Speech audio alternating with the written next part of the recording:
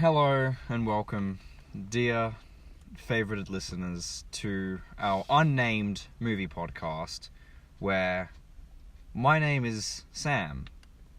And I'm Harry. And we're basically just two friends who go see movies, and we're going to discuss movies. This week we're discussing a movie called Maquia, which was released by Madman in select theaters. It's not a big release. Obviously, we're seeing this in a very in a Western country. We're in Australia, so anime generally isn't aired in movie cinemas. So this initially, this obviously it has to be a good movie because it has to be good to come into a cinema for us to actually watch this. It has to have a budget behind it and recognition from the studio to get it in cinemas. And look, we're in a western area of the world. We're in the Gold Coast, which is a hugely populated area. Despite this, there was only one session for this movie on one day, and until the inevitable 12-month later home release, right? And the only other way to see this was by driving to Brisbane, which is an hour away for us. So wherever you are in the world, if you're not in a highly populated area, this is the only way you're going to hear about this movie. So, Harry, what did you... I'm going to delve into the synopsis of Maquia, When the Promised Flower Blooms. It is directed by Mari Okada, her debut anime film, and it is about a character, Maquia, who is immortal, lives in an immortal world, but she has... complication arises where she is then pushed into a mortal world where she then has to learn essentially how to love. And, you know, it's a completely different world to what she has grown up in.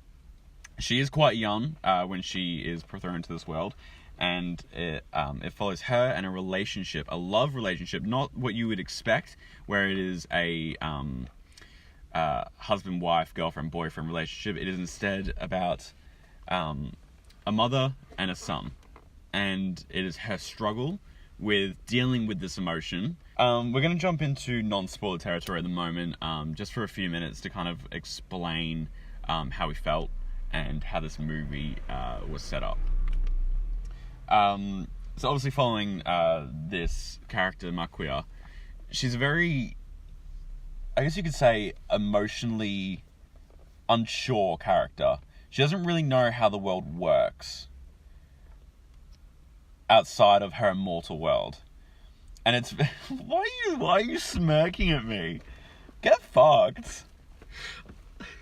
I love emotionally unsure. Because you're correct. No, you're correct. What I think you're trying to get at is that it's because she's essentially a child of a very young age who is not emotionally developed at all and is taken away from everything she knows. She is only 13.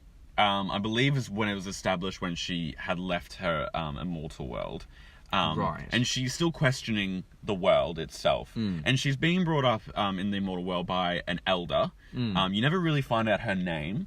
And she's trying to teach her that they're in this world to weave fabric, which is their kind of idea of writing books, writing stories of life. They're kind of like God librarians, essentially. They hold the information of the world, but they're immortal, so they can see it through their own eyes and delve into it. So she's questioning life, like, why do I feel alone? She hasn't got a family, and she wants to know why she feels so alone. She's quite emotionally unstable in that sense. And the elder is like, you will only truly be alone when you love someone. Because she is immortal, she will always outlive everyone else. Yeah. But my question to you, Harry, is what did you think of the quality of the movie, and would you recommend someone to see it? I really think that this movie is, as someone who really likes anime but doesn't follow it, I think that this movie was so emotionally developed and emotionally engaging that it really is just something you need to watch for yourself. It is so hard to pinpoint exactly, but there is multiple points in this movie where I was crying. I was so in this world and in these characters' shoes that I was like, this is just phenomenal. I can feel their emotions. Like, it doesn't really ever happen until like the third act where you start to be like, everyone is just so involved with it. And Maquia is just such a good character. And her son, Ariel, is also such a great piece to enhance her story. It is really about her and her life and how she interacts with the people in the mortal world. She's only really ever in the immortal world for about maybe 10 minutes. Yeah, it's roughly. a very short time, but it's enough time for it to set up what their lives are like. They're described as they name themselves the Clan of the Separated. the Clan of the Separated, but because they're separated have from a name like you would call a race of people, It's which is like- something like Iritep or something. Sorry, we're being very Western here, but I can't remember exactly the name of their people. We're Australian, but they have a name. The best way to describe it is they're like elves. Yeah, like an elf. Like an elf in like J.R.R. Tolkien's stories, where they're immortal, they're a higher being, and they're kind of separated from the mortal world. That's the best way to describe it. Yeah. So that's their people. Yeah. Would you recommend it? I would recommend this movie. I've already said that. Yes, but would you recommend it to people who wouldn't normally watch I anime? would say that this movie is actually a very good gateway into anime. Yeah, for the general audience. For the general audience, it's a mix of hand-drawn CGI and 3D modeling, which is just amazing. Yes. It works so well. You never really jarred. Like, obviously it's anime, it's drawn, it's not real life. Yeah. But it's beautiful. It really is beautiful.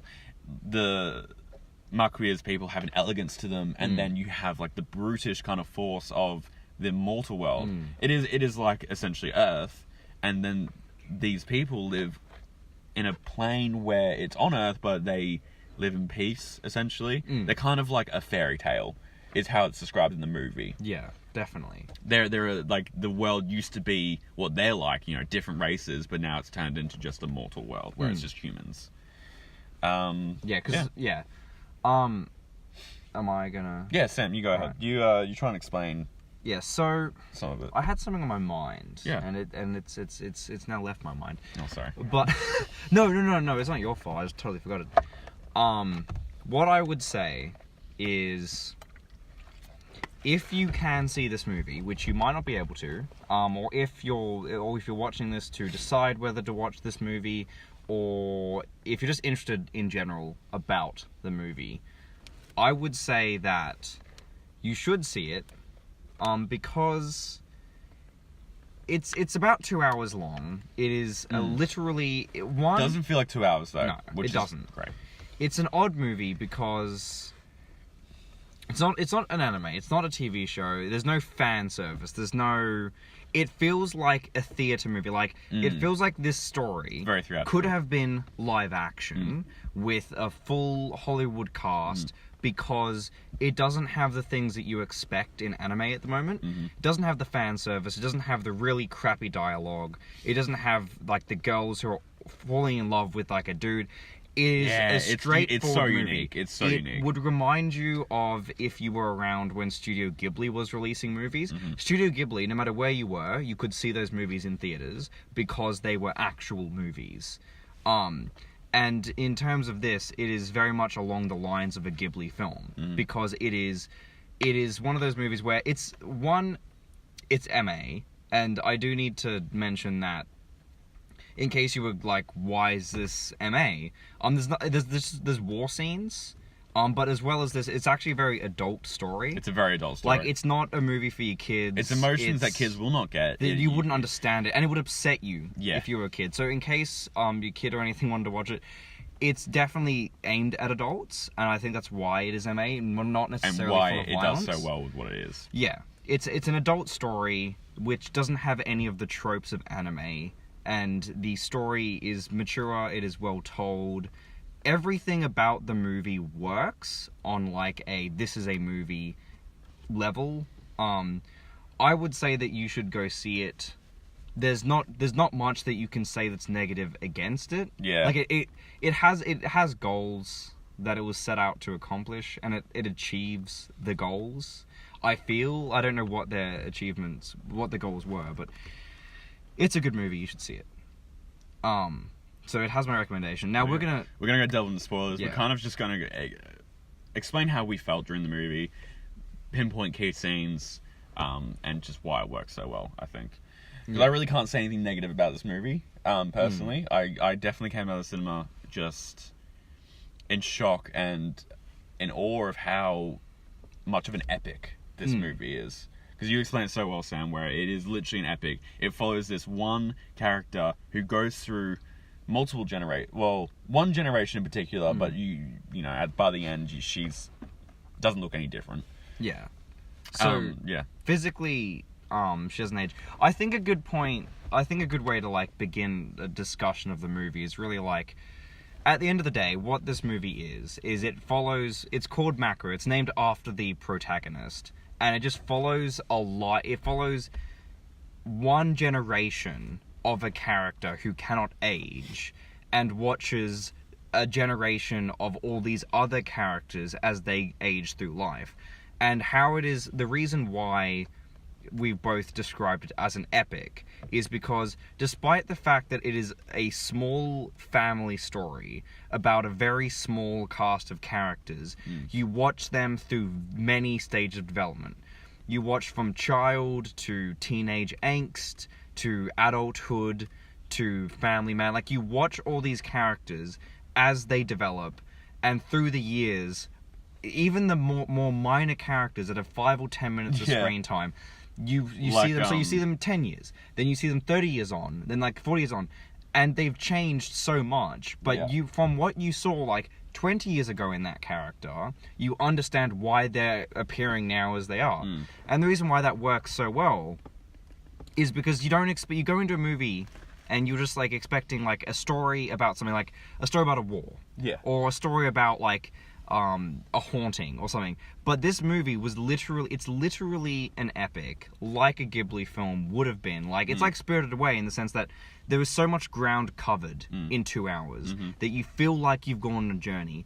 And if you're going to the movies, what you want to see is you want to be transported, A, to a different place, usually is the point of movies, and B, you want to like take away something. And this teaches the audience so many different things, and you learn so much. And you're so transported into this world, and it's an epic. Like, it's, if you want to watch this movie or do watch this movie, it is literally an experience, and you don't expect it in like post Ghibli days. I couldn't tell you the last time I saw an animated movie where it is a 2-hour epic that is just, I don't see movies like this anymore. Have you seen a movie like this, Harry? No, I don't think I can say that I've even seen live anything action like this. Have you seen something like that? But that's why this pulls it off so well, because it is animated. I don't think a live action could have done it justice as much as what an animated movie did with this. It's almost like Lord of the Rings scale of like how much ground it covered. No, I would say so. Great movie. So okay, thanks. Goodbye. It was a good chat. I mean, I hope you guys like the chat. We'll be doing this more often. Okay, shut up. No, so we'll probably have a cut. I don't know where we're going to delve into now. Okay, well, I'm going to talk about negatives for a little bit. Yeah, let's talk about negatives. Just because that's, people like to hear criticism.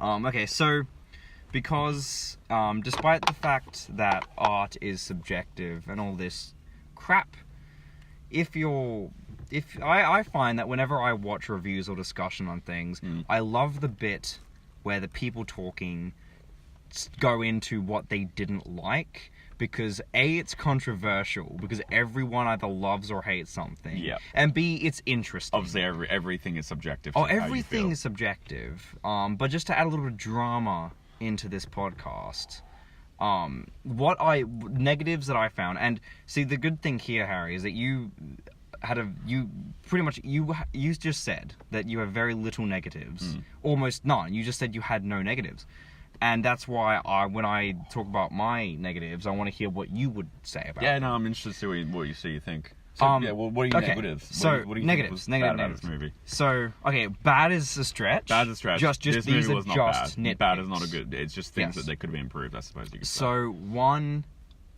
something very startling about the movie that I've seen before. It's recent. So, what's happening in anime at the moment is it used to all be hand drawn, like back in Studio Ghibli days.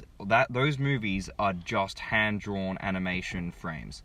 What is happening now is there's a current surge of CGI being incorporated into anime for two reasons. One, it can be a stylistic choice. A lot of beasts and stuff are done with CGI now, like mechs. Yeah, and there is a creature in this that is very CGI'd. Yes, very CGI. It is usually... you couldn't really hand draw No, what see, the thing is, this creature was. it's usually a stylistic choice, but what I'm finding more often is that when CGI is used, it's often to save money and time. Because the things that are CGI, definitely, that you'll notice in any anime, if you watch anime, you'll notice this happens right now, it's big. And the reason why it's big is because those big, like, mechanical creatures are so complex that if you were to hand draw them, it would cost you a lot of money and a lot of time. I couldn't tell you what way the team went, like if it was stylistic or if it was budget or whatever. But there are dragons in the movie, which they're Raven. It's something. It's not Raven like a bird, but Raven. it's Ratos or something. Yeah. They're essentially dragons. Yeah. And there's bony looking dragons, super cool looking. So they're CGI. But there are several other things in the movie, such as establishing shots on cities or... The cities are very CGI'd, yeah. Shots of plates or liquids. Anything along those lines, they went CGI instead of hand-drawn because of time.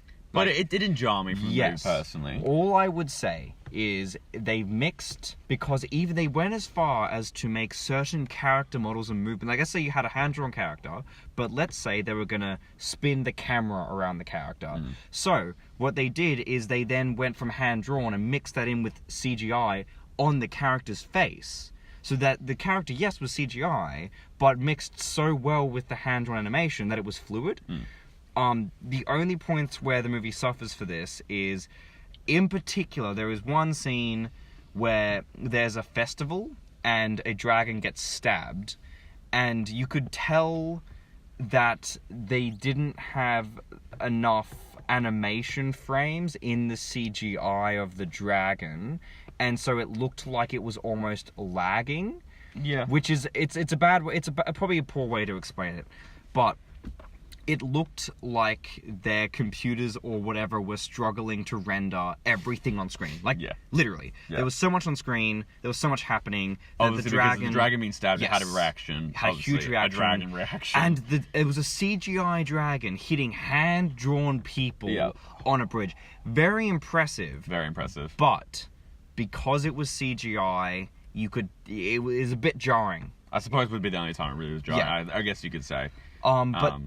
Just a little nitpick. For example, if this movie was entirely hand-drawn, it would literally be a masterpiece of animation. Yeah. I'm not arguing that it isn't. It's just there are certain shots that the CGI brings it down. Like, there are certain shots in this movie which are beautiful, such as the best shot for me is there is a shot of the dragon flying right at the start of the movie when the dragon hits Maquia and sends her to the world, where it comes out of the clouds and it's got all the strings attached to it. Yeah, it's got and the cloth and fragments attached to it. And it's in silhouette. And it's burning up, and it's just such a beautiful shot. Beautiful shot. It's all hand-drawn. Even the dragon was hand-drawn for this shot. Yeah. And it is gorgeous. And if the entire movie... There's shots which are really crap in comparison to that. Not a problem. Little nitpick. Secondly...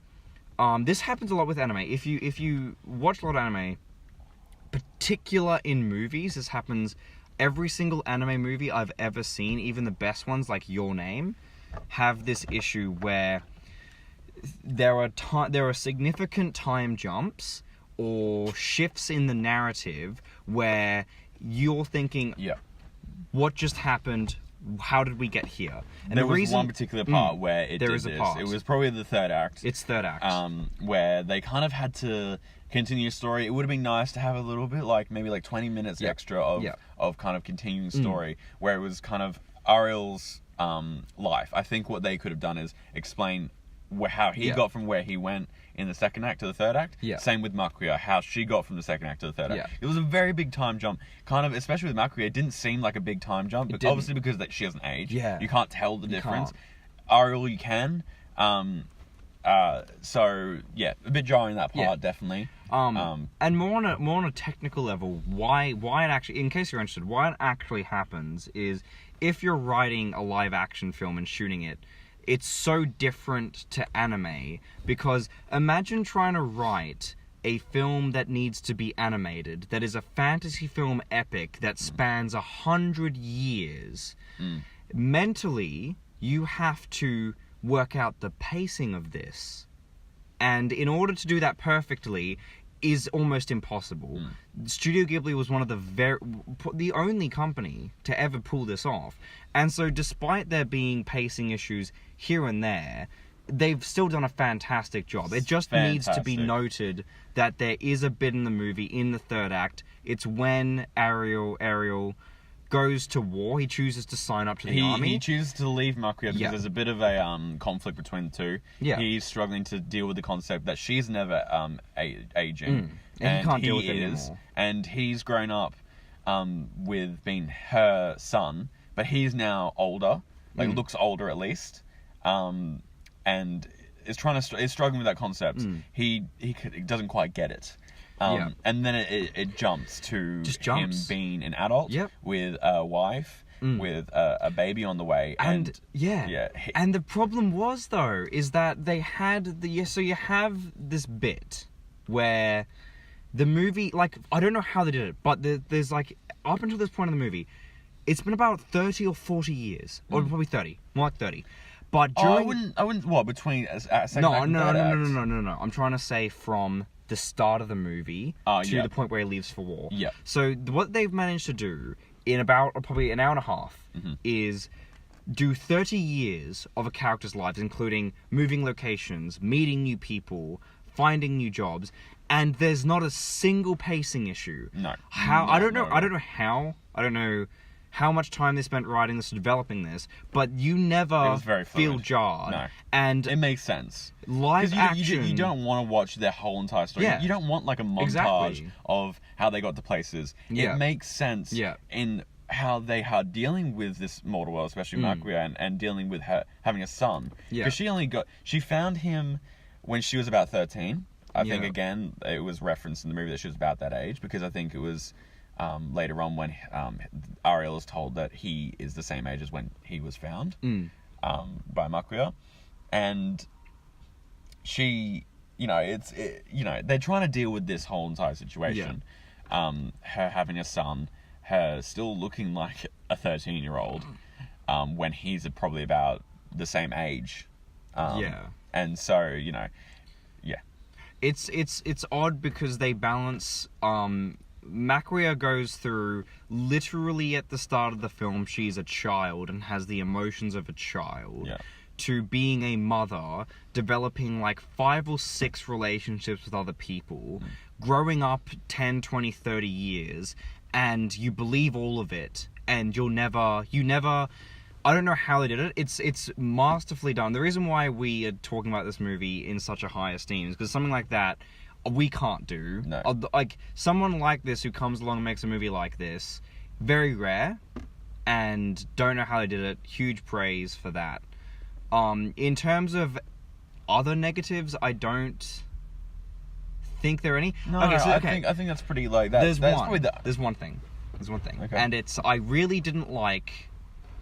So, despite how good this movie is, I really didn't like one of the characters. I didn't think this character added anything to the movie. Which character was it? And the character was, so Layla. Yeah. You know her boyfriend. Mm-hmm. So the prince. Yeah. Yep. So the prince of the immortals. Yeah. Yeah, not the prince of you're immortals. talking about Krim. I'm talking about Krim. Krim. Yeah, so Krim. Okay, Krim's not bad.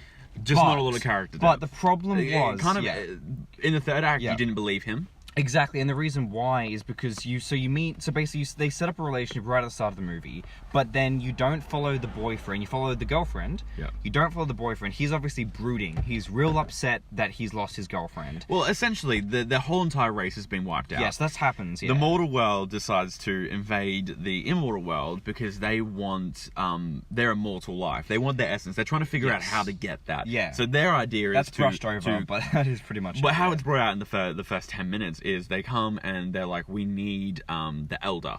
Because they've got the life. Well, that's what they believe. They figure out that if they had the elder, they could figure it out. But the elder is gone. Elder, we don't know where. This also is an issue with the movie where you kind of don't. It doesn't link very well. But Layla, something like that. It is Layla. Yeah. Layla is taken instead, and she is then taken to the kingdom where she has to marry the prince, and they want to have a kid. I have a problem with this. Mainly, I don't know if it's a translation issue or if it's we just didn't pick up on it.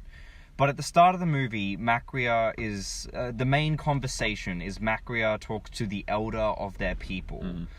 And then Layla takes the place of the elder when she gets captured and says she's the elder to fool the humans so they don't actually get the elder and can't work out how Well, they don't even know where the elder is, to be honest. But the problem is that there's no scene where the elder escapes or disappears, and there is no mention of the elder. But that's probably...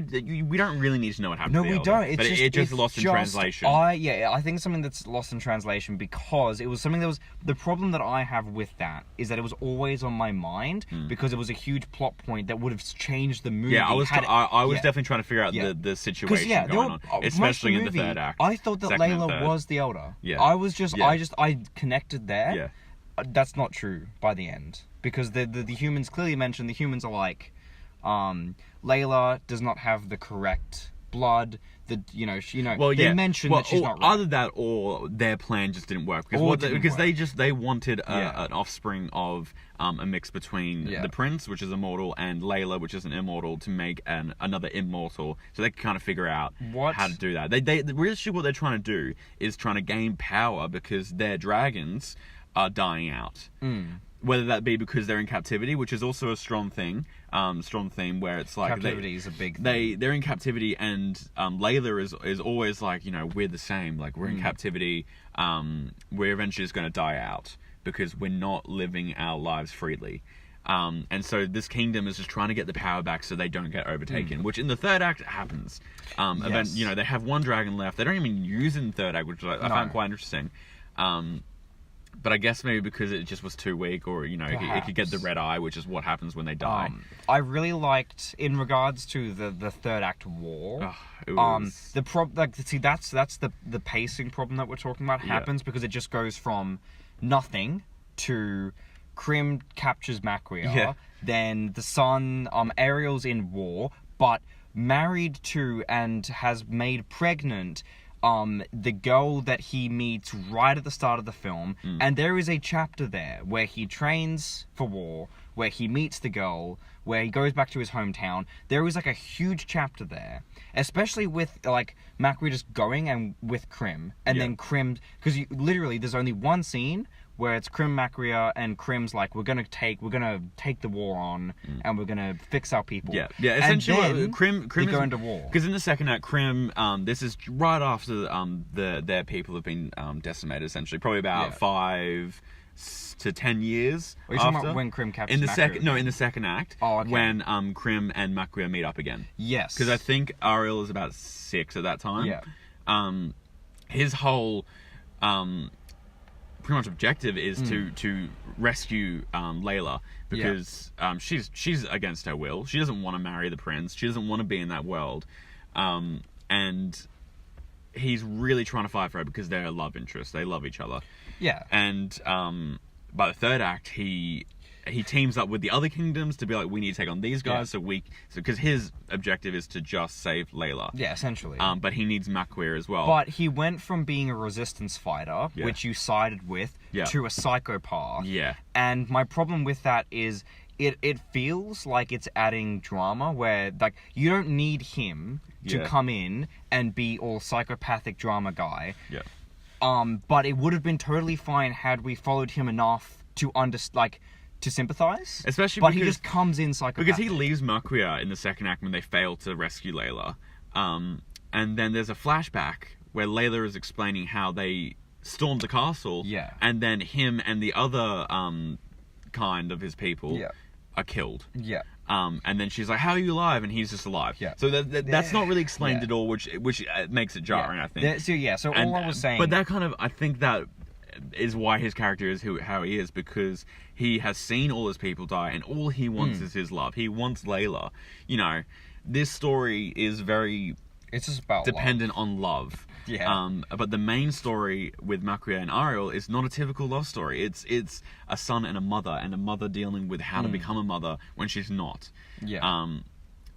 It's very interesting. I think that's probably everything, I guess, jarring or maybe something that takes it out of. But although we explained it very deeply just then, it really does not affect the movie. It's basically there's a 20-minute bit that if it was there would make me happier. Yeah. But although already a 2-hour film, an extra 20 minutes probably would have made it a lot better. And the thing about it is that it's 2 hours, but it flies by because it covers like 30-40 years. Yeah. It just, you're in places all the time. You're suddenly, like, there's a resistance subplot all of a sudden, then there's like... It goes so many places, and we literally, our complaint is that we wanted more from the movie. So take that as you will, because that is literally the only issue, and you know the which isn't an issue. Yeah, it isn't an issue. In saying that, I found it very interesting. I want to talk about a couple funny things that I found funny. So there's at the start where the mortals storm the immortal palace. There is a very, very weird joke that really threw me out of the movie. It's not bad, but two of the guards are talking about the age of the immortals, and this was a bit weird. Yeah, you're right. And one of the guards says to the other guard, he's like, "Okay, they all look like children. That's like what the history books told us." Yeah. And then the other guard, very like humor. It's played as a laugh, like. Nudges the other guy's shoulder and he's like, "Oh, but you like them young, don't you? You're into that. You're into that." And the problem is that this movie, there's no fan service. It's never offensive. It has a very powerful message about motherhood. But that was really weird, wasn't it? Wasn't, that was really weird. It was really weird. It felt like a different movie, and I think it's either a translation. No, I don't think it's translation. I think what it was just trying to show that these mortals are just mortals. Like they're humans. They're gross. They're but it was because the immortals gross. Because I think Krim and Layla's relationship was forbidden because they go out in the middle of the night. They're not meant to fall in love, which is what the elder is trying to push. Yeah. On Maquia, especially in the beginning when she's crying and she's upset because she doesn't understand why she's alone, and the elder's like because of how our people are, we have to be alone because we live forever. And I don't know, but like Krim and Layla just didn't seem like they were meant to be together, but they loved each other. Yeah. And I think that's why I think like showing that they're like mortals, like they're gross and whatever. Yeah. They're just soldiers. It kind of reflects that, I guess. That's probably like a very in-depth kind of thinking of that. Yeah. But it was a bit weird to see that in the movie. There are a couple of... Again, that was in only the first 10 minutes, so... Yeah, well, it's fine. It was just weird. You'll notice it. It's weird. But there are a couple other things I wanted to mention. But you've just reminded me about a big point I had in the movie, which is this movie, the problem with talking about it is that it actually has so many themes. Because you've got the motherhood, you've got love, and it says a lot about all the different things. Like, it says a lot of messages. But one of the ones that I personally connected to, well, it's a pretty basic one, but I understand it in the sense that and it's the main theme. The main theme is if you go and love someone and then lose the person that you love, you will then be alone. And the beautiful thing about that is, let's say that you're like, obviously you're gonna love your family, but if we talk about it from like a relationship term, and we talk about it from you choose to love someone, so you had the choice. if you don't choose to love anyone, you close friends, whatever, but you don't choose to go like that step forward and love someone, whether it be relationship or close friend or whatever. Or family, whatever. If you don't choose to make the connection of love in the first place, like you could, like I suppose, you know, not ever be alone, because then you don't risk losing that someone. And you could lose people around you all the time, but if you never made that emotional connection to them, you wouldn't understand. You would not understand what it is to be alone. And you could kind of skate through life. But as soon as you make the choice to love someone, and then you lose them, which every single person who lives experiences, then when you're just like sitting at home, or you're just doing whatever, you're continuing with your life, you are alone. You are actually alone, because a part of you left with that person. Yeah. Movie explores that. But that's just one of my favorite. Really well. That's one of my favorite themes. I think we need to talk more about Ariel and Maquia's relationship. We haven't talked about that. We need to, because this is it. These are the two main characters. Yeah. Once Maquia leaves the mortal world, she's thrown into a world where she doesn't know. It's very sudden. She's not expecting it, and she finds this baby, and she decides to take it on because she, as a child, is questioning what it is to be alone, why she hasn't got family. So she's like, I'm going to take this baby, and it's going to be my son, because I want to have someone. Yeah.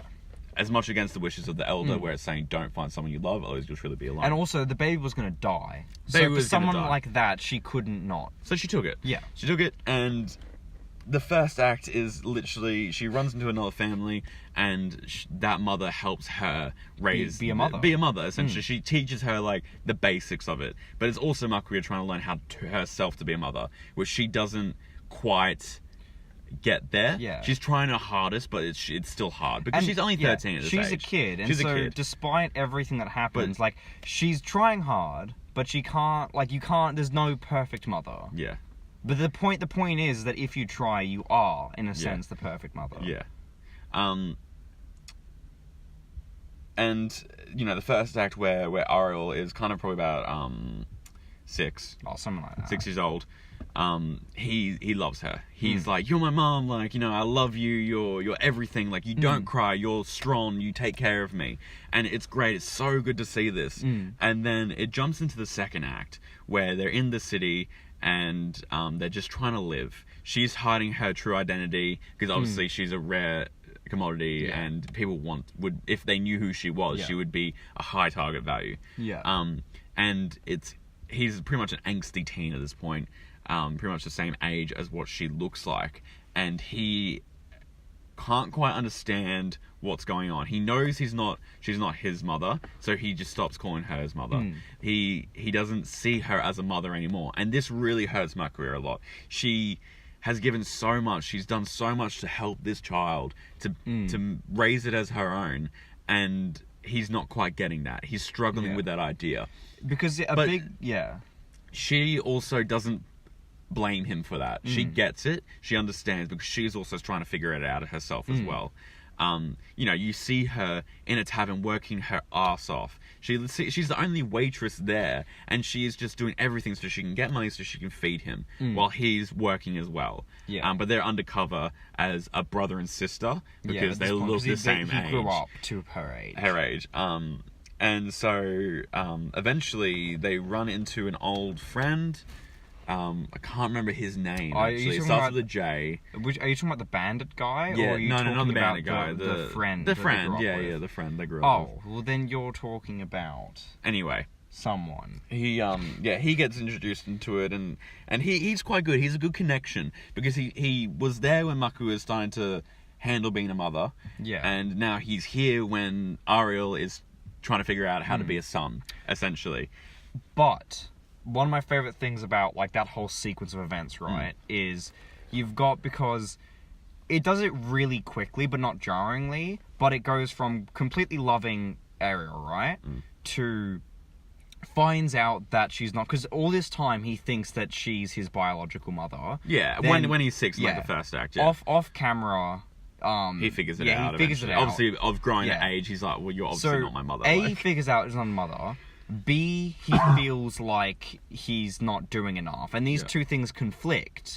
Right? Obviously, I'm getting a bit ahead of the narrative. I think maybe he feels a bit guilty that he can't Yeah. can't do what she's done for him. Because the thing is that she's literally given her entire life to him, made sure that he does well. Yeah. But the problem is he's like, okay, so he's going through this stage of like, his mum's better than him in this, as he sees it as that. Because she's doing all the work, she's protected him for years, he's made a promise to protect her, etc., etc. He can't live up to that, but he's also going through teen angst, and he can't deal with the fact that he doesn't know, like, his mum died, and she's not his mum. He doesn't really know who he is. He's dealing with all of this, and he, as a huge character flaw, he can't take that information and use it well. He takes all that information and completely spirals out of control. Literally says to his mum that she's not his mum. We know, and he knows that he doesn't mean this stuff. It's just that's the only way that he can process That is just what he's feeling everything. at this point. Yeah, it's how he's processing it. And the great thing about, we don't know his name, but the family friend is Maquia very quickly decides to leave the farm, and he's milking like a cow. He doesn't even want to say goodbye because he fell in love with her, and then she's like, fuck it, I'm gone. So he feels like she doesn't care at all. So he doesn't even want to say goodbye. But then when he sees her, he obviously has been in his head all this time. He's been upset that he didn't even say goodbye. So when he sees her, there's this really nice moment. It's really nice. Because he's not that guy who's upset at her for leaving. He's now he's like understood. A commander. He's a commander in a war. Well, not a war, as a soldier for the castle. Yeah. And, he's grown up. He understands now. That she had to leave. And I like that character bit. He understands both of them. Like, he really gets both of their... Because even in the movie, he referenced, like, I used to be like that. Exactly. And we saw that. We saw him. We saw that, and he's like, I used to be like that. He understands. So he's trying to guide Ariel as well, but he's not forcing him to be with Maquia. He's like, you got to make your own decisions, because Ariel decides to join the army with him. And he's like, you're doing this. Like, I'm not going to stop you. It's going to hurt your mum. But I can help. And Ariel feels like it's the best way to do it, and I think Maquia in the end is like she obviously is very upset, but she pulls the mother card where it's like, I'm just gonna let you do what you need to do. She knows he needs to do this for himself. And the thing is that as a character, he is making the wrong decision. Like, he's meant to be protecting her. This isn't protecting her. Well, he made the promise that he was always going to protect her, and he was going to grow up and protect her, and no matter what. Despite the fact that by the end of the film, like, both Maquia acknowledges that him going to war for the land was protecting her, he did make the incorrect decision. And they don't gloss over it. Like, he fucked up, he left her, she's upset, he's upset. He doesn't ever do anything to truly atone for it, right? But he fucked up, and they don't try and fix it, which is great. You know what I mean? Because they could have just, like, done something to fix it, or he goes back, whatever. But he fucks up. She literally gets kidnapped, and he's got to deal with that for an entire war until he sees her again. That's why it's great. Because like, that whole time, he's obviously feeling like shit. And then you've got that slow motion, completely silent scene where they meet again in the war. Just in the middle of the war, they just see each other. In the middle of the war, when the other kingdom's attacking the main kingdom, they bump into each other while they're fighting, and it's literally, it's like they don't know what to do. Yeah, they don't at all. It's probably been about 10 years. I would say he's probably mid-20s. Probably. He's probably about mid-20s, I would say, definitely. Which is, and again, that's why before we said it's jarring, because it's literally 10 years where we don't know what's happened. This great moment happens after the huge, like, what the fuck just happened with the story. But it's not a problem, it's just, this is why it's a bit confusing. Because so much time has passed. But so they met. Anyway, the third act, like, it is the war and unexpected, very unexpected. Because were you thinking when you were watching this movie? Because you get to that point where you're watching this this generational movie, growth, all this fighting, all this kind of stuff. Was there any point that you thought it would end up being a war movie, or was that just something that you were just like, holy shit? I think I can say that I expected a war only because of the trailer. Because I have seen the trailer before this, and I saw that part. But otherwise, no, you can't really expect it. Although, there is a whole power struggle where the king is literally like, if we don't have our dragons or something powerful enough, we're gonna lose the kingdom. Because that's the only reason they're in power, is because they have they in the beginning of the movie, they had 10 dragons? And that's massive. They had 6. And then by the time we get to the movie, we got 1, because they die out while they're in captivity. They get red eye and just die. It's never explained properly. Doesn't need to be But explained. no, it doesn't need to be explained. But if we want to discuss the dragons for a moment, one, they look stoned because they've got okay. Just hear me out. They've got those 3 eyes, right? Yeah. And they're very, very lazy. Yes. So when anyone talks to them, it opens up one or second No, eye. but I like that because it shows they're actually they're calm. They're a calm species. They're not meant for war. They're not meant for fighting. They're not meant for dragon riding, which is what they use them for. And that's what's great. Like when they're in captivity, they're literally chained down. Yeah. But they're calm. Yeah. They're not trying to fight it. And even Layla is like, why don't you fly away? They could leave. Why don't you just fly away? You can do that, but they don't because they're just a placid creature, which is great. And even in the movie, they're never really ever used for fighting. Like you don't really see them attack things. Exactly, because they don't want to. And the thing is that it's really funny. Obviously, it's a line from the movie, so it's not like we came up with this ourselves. But I just think it's really funny that the kingdom itself, the reason why everything in the movie happened is because the king is he's a cuck. So basically, he's such a funny character. We'll talk about him, but basically, he makes a choice that so there's currently, by the time the movie begins, there is no war. Everyone's living in their own bits of the world. But the king is an insecure fat bastard, and he's also very funny. He's obviously been brought into a royal family and has just lived a very luxurious life, and is insecure because he knows there's a potential for him losing it. He's really insecure. So what he decides to do is capture the ancient historic things from their world. He captures all the dragons. He wants to capture the immortals and make themselves immortals, literally for a declaration of "Don't fuck with us." We're a nation that has all the historic things, right? And then there's the line in the movie from the son where the son's like, if only we hadn't done this because now everyone teamed up to kill us. I just think it's a very funny, because he's a flawed, I think it's funny because every single character in this movie is flawed. That's what's great about it. Yeah, they have their flaws, definitely. Like this massive flawed guy, and he's insecure, and because of that, the kingdom almost gets taken down. And it's funny because you're siding with Ariel, who joins the war, but he's joining the war for the arseholes. And that's never really touched upon, but I just like that bit of information, because they're the bad guys, essentially. They are the bad guys, and Ariel's fighting for the bad guys. But I never really thought of them as bad guys. I just thought of them as, they're a typical kingdom. Like, they just want power, like, they're but the way it's a struggle. The way the son treats Layla, I liked that a lot, but that was bad. Like, before we get into Layla, because I really think we could talk about Layla a lot. I really liked her character. I think we need to finish off talking about the third act. Yep. And how their take story us arc. back into that. Yeah. So, with the third act, it's the whole fight scene. It's been 10 years, and it's Ariel and Maquia meeting up again. And it is massive. It is literally, Ariel has a whole new life. He has a wife. He has a kid on the way, which is literally, she is giving birth to the son while he is at war. In war, and it is massive. Yeah. And so he sees her and he's like, shit. And he realizes, he knows, he's like, I miss her. Like, I want her back. Like, he's mum. No, she's mom's. He's mum. She's mum. Maquia is who brought him up. And the third act is really powerful. It is definitely the part where I cried the most. Yeah, because the thing is that it's a tear-jerking movie for sure. But the thing that's great about the third act is full of cheesy, lame bullshit, such as him fighting in the war, whilst his big climactic fight bits are side by side to his wife giving birth.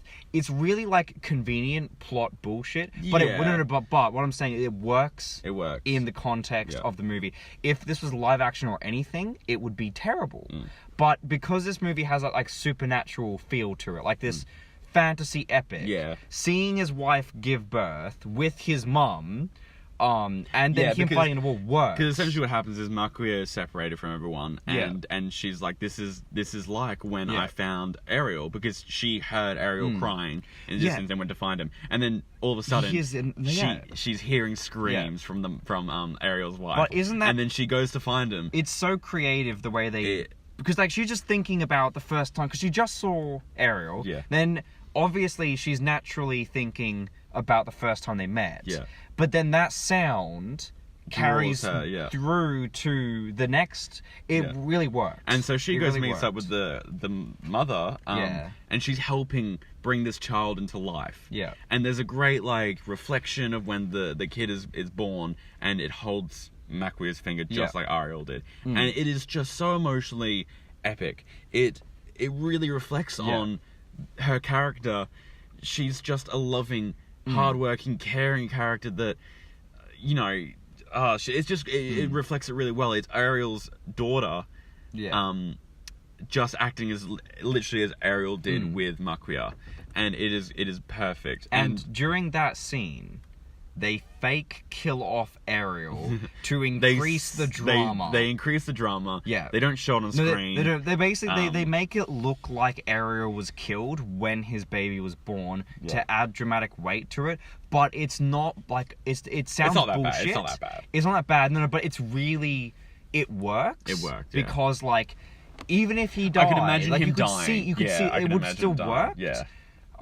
So yeah, I just wanted to, because you didn't bring that up, I just wanted to, that was what was happening. Like he actually was killed, or fake killed, during the birth. And then Interesting scene. yeah, essentially the rest of the movie is just Maquia and Ariel. They meet back up, and then Maquia's like, "No, I have to leave," but Ariel doesn't want her to leave. Well, and then a great reflection on the second act, because it's where Maquia doesn't want Ariel to leave, but Ariel leaves anyway, and it's really good as a character for Maquia because she realizes like he doesn't need her anymore. Yeah. He has his own life. Yeah. He has a wife. He has a child. Yeah. She's done her part, and you know they have a conclusion together where it's like, you know, we are who we are, and he calls out, he's like, "Mum, don't leave," and it's just so emotional because she's just like, "I have to leave." She goes, Krim has been killed at this point, which we'll get into that with Layla's story arc. No, we'll get into that. And she goes, rescues the last remaining dragon, and essentially just flies off into the sunset. The very last part of the movie is... hold on. I have something to say about this. Yeah, you go. Yeah, you go. No, because, okay, so... certain movies do this thing where the movie will come to a point where it naturally concludes... but because the creator has a lot to say, you'll see a bunch of epilogues back to back. If you watch Lord of the Rings, any epic, any movie. When Maquia is flying off in the sunset, that could have been the ending. Yeah, so basically, I expected that to be ending. So hold on, I thought this was borderline hilarious. So you've got the bit where Maquia is leaving Ariel and for good, just like I'm gone. That could have been the ending. But then she goes and she flies off into the distance. That could have been the ending. But then you've got, like, all the characters kind of, like, having their... Like, you kind of see where they're all at. Their conclusion. After that. Yeah. So, like, where everyone, like, people who died, people who left, that could have been the ending. But then you've got Maquia, after the ending... What I believed was the ending shot, which was Maquia and Layla on the dragon, in the distance. I was like, that's it? And then there's another 10-minute scene where Maquia comes back and says goodbye to Ariel for the last... We're obviously going to talk about that more, but she says goodbye to Ariel for the last time. I thought, that's it. Then she goes outside the house, cries, the flowers are going up to the air, you know, promise flower blooms, flowers are going everywhere, she's crying, she's broken her promise, which is literally the title of the movie, she's crying, I'm like, that's it. And then she walks off, and then she starts talking about the elders, and then goes away, and then it ended, and I'm like, there were literally 5 or 6 points where I genuinely was ready for the credits. But that's not bad. No, okay, like... no, just, it's hilarious, it's not bad, because every single time it continued, it improved the movie. Yeah. Because, no, that's what I want to say. It improved the characters in a There are massive fake endings, but my first point that I got emotional was when he just wanted her to stay. Ariel just wants Maquia to stay and just leave. That's the first point. The point where... Great story arc for It's a great story arc. I genuinely thought the movie was over, but then you put that whole 10-minute scene where she says goodbye to him while he's like 90 years old or whatever, has grandkids. So the very, very last part you explain is a bit better. he's left the city after the war. Yeah. Because the kingdom's changed completely, and he decides to go back to essentially his home. Yeah. Where he grew up on the farm. Yeah. With the mother that took both of them in at the very beginning. Yeah. He raises his family there, and they live essentially a peaceful life. Yeah, what you hear a happy life. A happy life. Yeah. They're happy. Ariel's wife's dead at this point, and Maquia decides to go visit him. She bumps into his granddaughter and his daughter, and his daughter's explaining, how much they love each other and how much they lived a good life, and they never stop talking about Maquia. Like, she was obviously a big influence in their life. Yeah.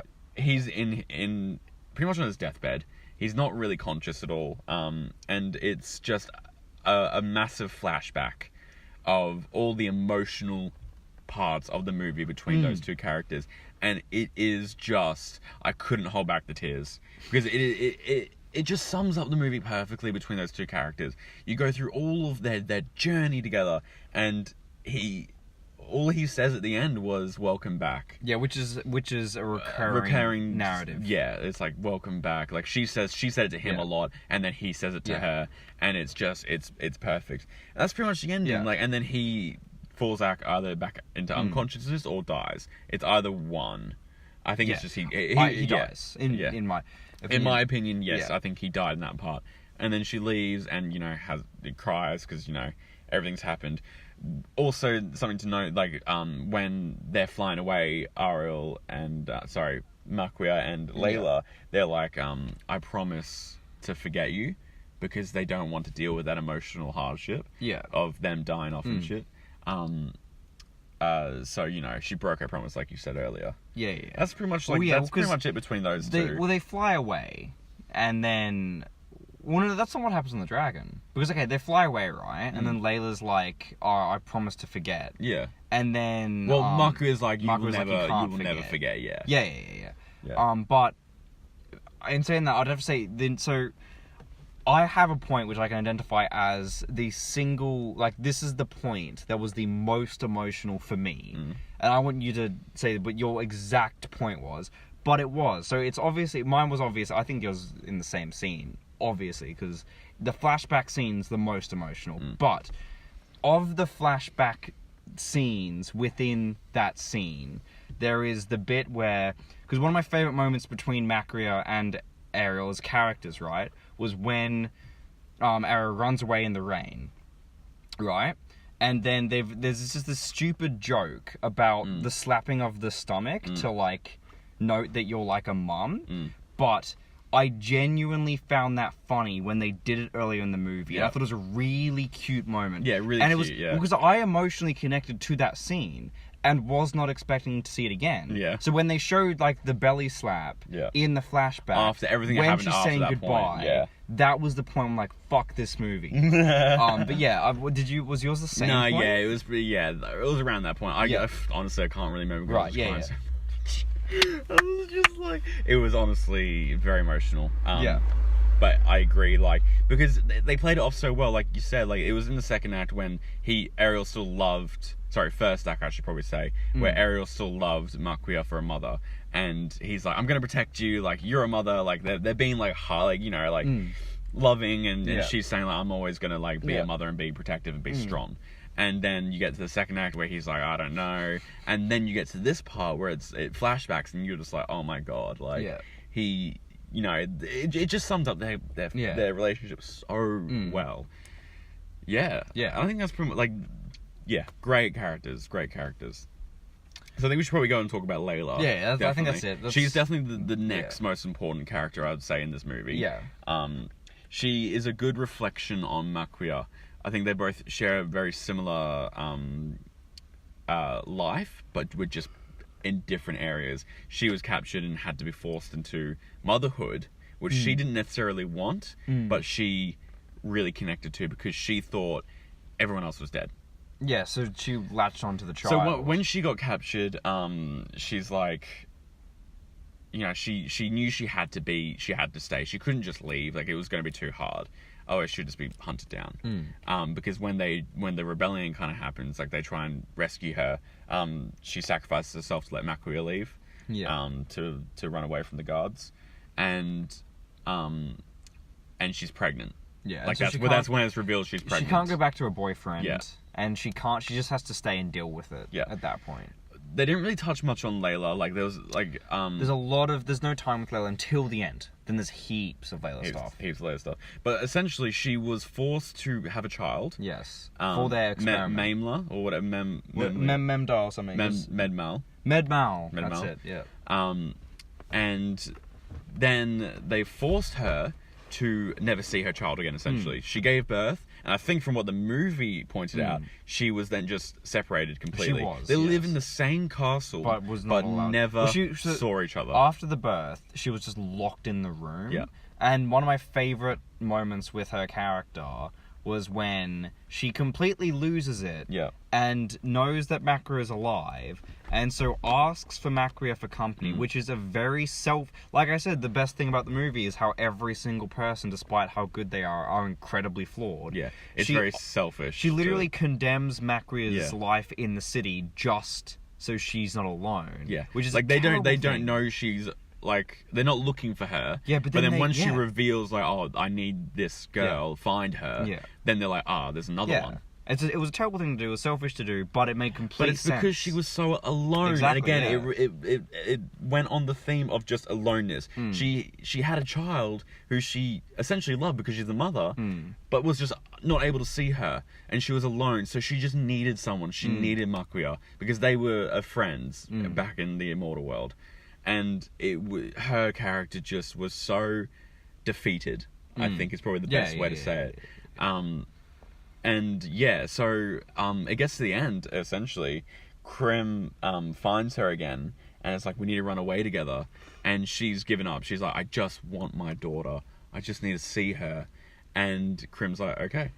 And just leaves. Well, dies. He gets shot. And at the end, when the city is pretty much taken over, the princess, her daughter, is in a balcony overlooking.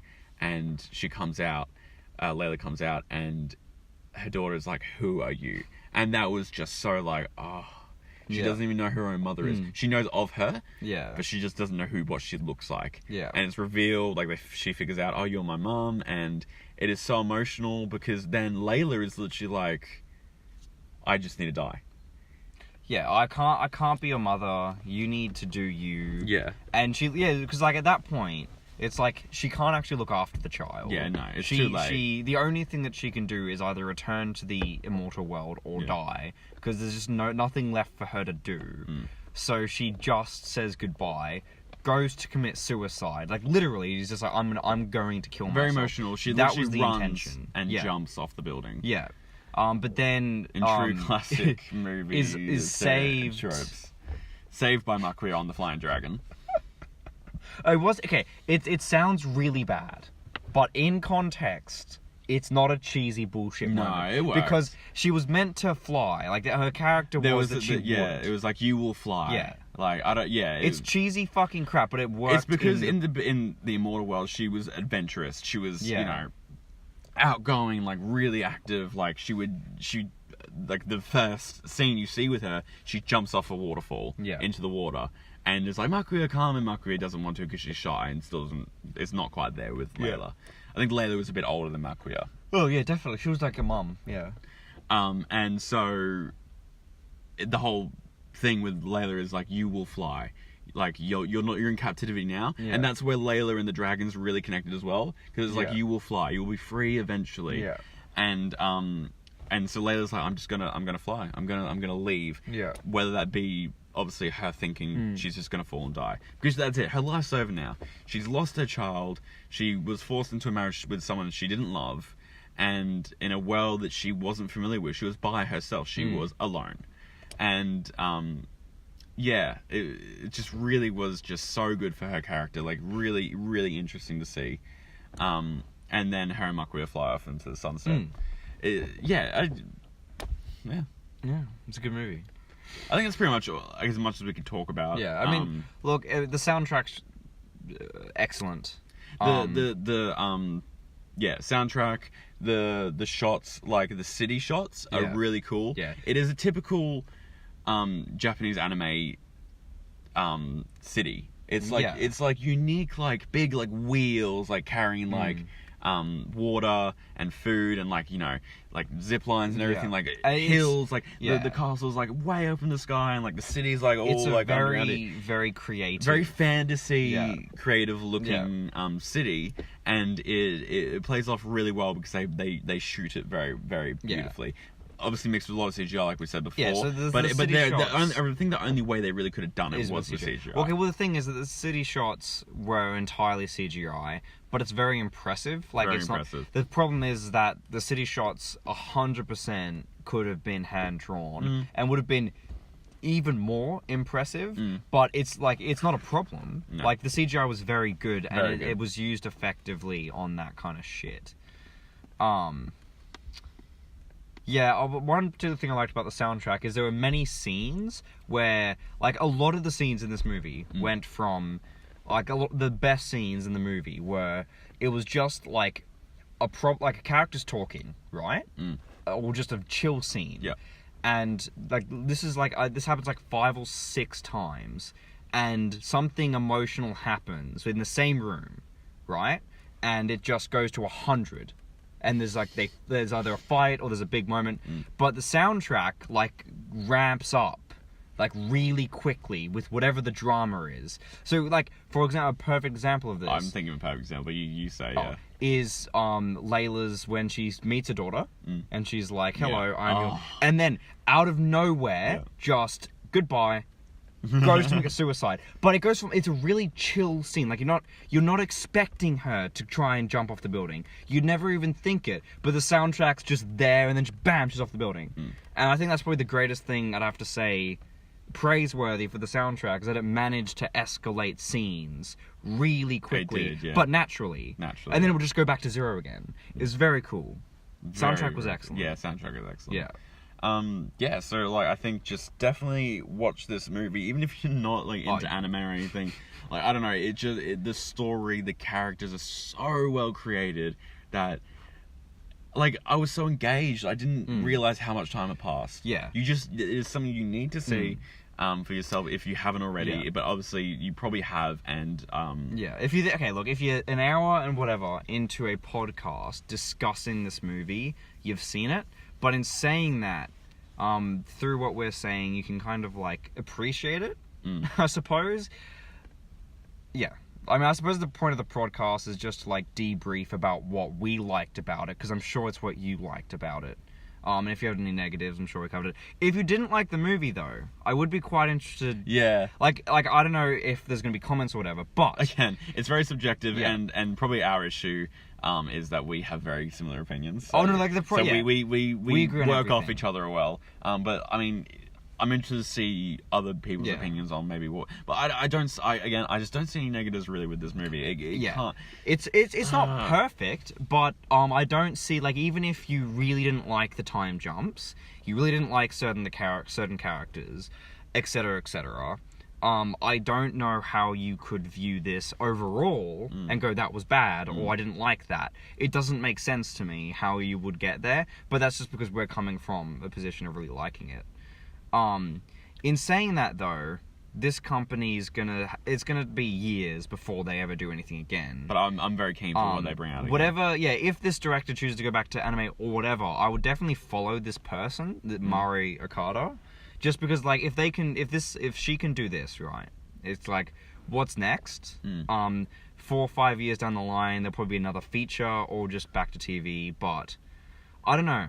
Obviously, like, we can't speak about, like, I don't know how these movies make money. I don't know if it's really like what I would suspect is that over in Japan, when these movies are aired, they make that's a big showing at cinemas. I would say so. I'm guessing. I don't know if it works like it does here. We don't. where- Yeah. No, we don't know. Never been to Japan. Don't understand. It could be. If yeah. that's not the case, DVD and stuff from Madman, obviously publishing it everywhere would make a lot of money. I think that they're gonna.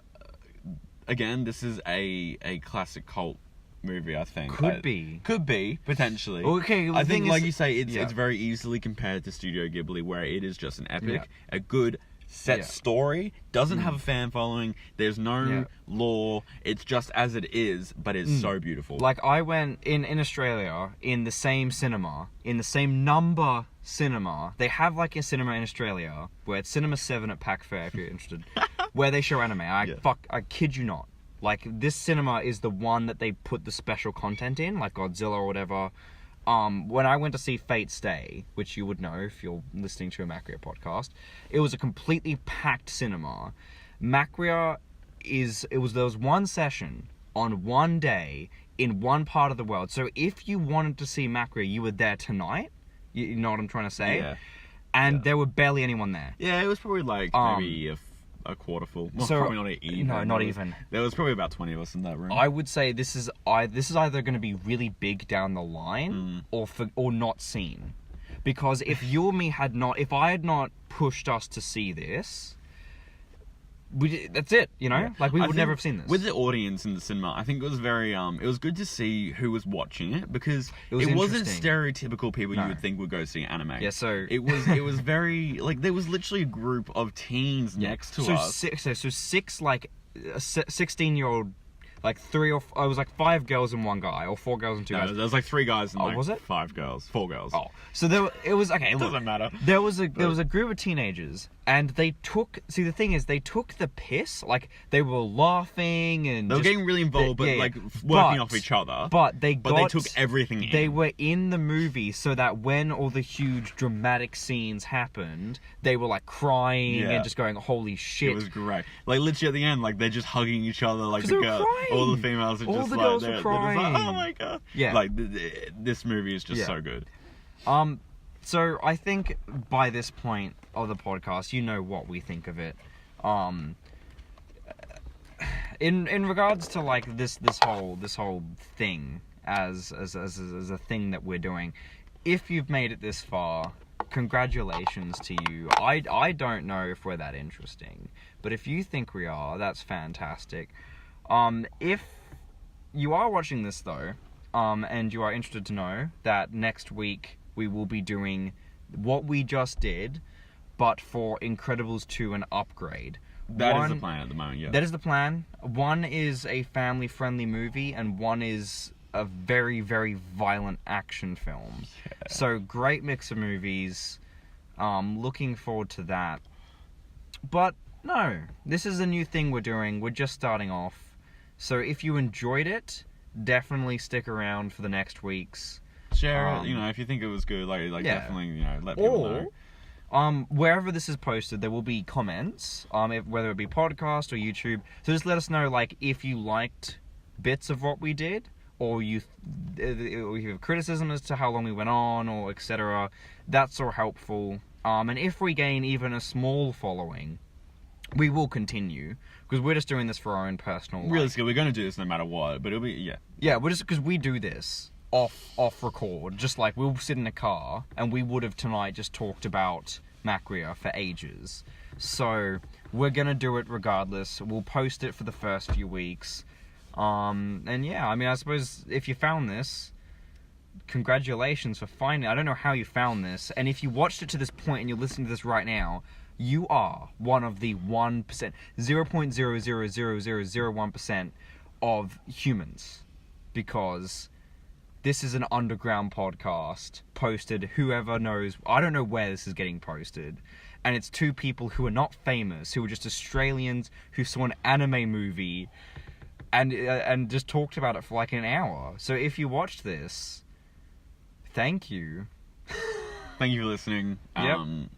We'll keep you updated. Yeah. Thank you. Yeah.